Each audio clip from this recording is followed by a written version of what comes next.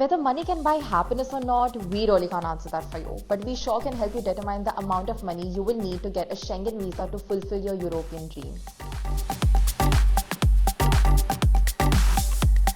At Atlas, over the last year, we have been fortunate to process more than 10,000 Schengen applications and have had a success rate of 99%.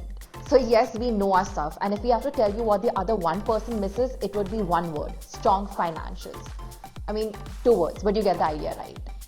By the end of today's video, you will know 3 things: the documents you need to show your proof of funds, become capable to determine the amount of money you will need and how to present it, and lastly, stuff you need to avoid. 3 takeaways from 3 simple pieces of advice that will 99.9% improve your chances of Schengen visa approval. So, let's begin and you can thank us later. Our first piece of advice: understand the why. And well, here's why a strong bank balance, or as we say in official lingo, means of subsistence, is a must-have. 2 simple reasons. Europe is expensive. Everything in Europe will make your wallet scream. Secondly, they don't want you to have a story where you go to a place, fall in love with it, and end up staying there.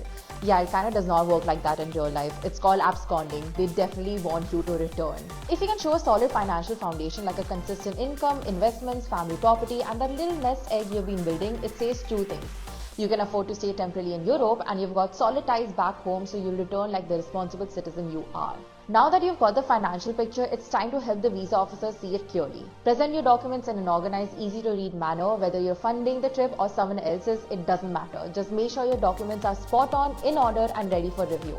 No one likes a mess, least of all a visa officer. Now that you know the basic document requirements for proving your funds, let's dive into the details. Open your itinerary, let's estimate how much money you'll need and how to present your documents. For estimating the money, this will help you. For each European country, the EU has mentioned a daily sustenance amount, basically the money you need to survive. Here's what it looks like for some popular countries. These amounts may change based on where you're staying, that is in a hotel, hostel, or at a friend's place. So check the exact amount for each country at this website. Now calculate how much money you need for the entire trip. For example, if you're staying 5 days each in France, Greece, and Germany, according to the minimum sustenance amount, you'll need at least 850 euros. This is excluding your flights and accommodation. But in reality, you will actually need 120 to 150 euros each day, that is approximately 10 to 13,000 rupees per day. So when you add all the expenses, you will get your rough amount. In our experience, upwards of 2 lakh is bare minimum, and as a thumb rule, you should know that it's always a good idea to have 1.5 times the required amount in your bank account. Having extra funds looks better and gives you a financial cushion, but what's also important is how you present the same. As in Schengen, one applies for the visa of the country that's first on our itinerary. If you didn't know this, go watch our Schengen guide first, it's tagged above. Coming back, each Schengen country have different rules regarding presentation of documents, such as whether your bank statements need to be stamped or not. For your ease, we have put in all relevant links to help you locate rules for each country in the video description below.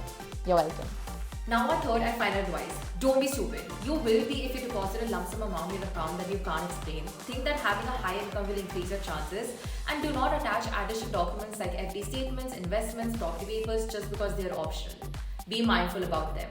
To conclude, now you know the document you need to show your proof of fund, how to calculate the money for your trip and how to present it, and all the stupid things not to do. If you found this helpful, give us a thumbs up and subscribe to our channel. We'll be coming up with more guides on all things visa soon. Travel safe and see you soon.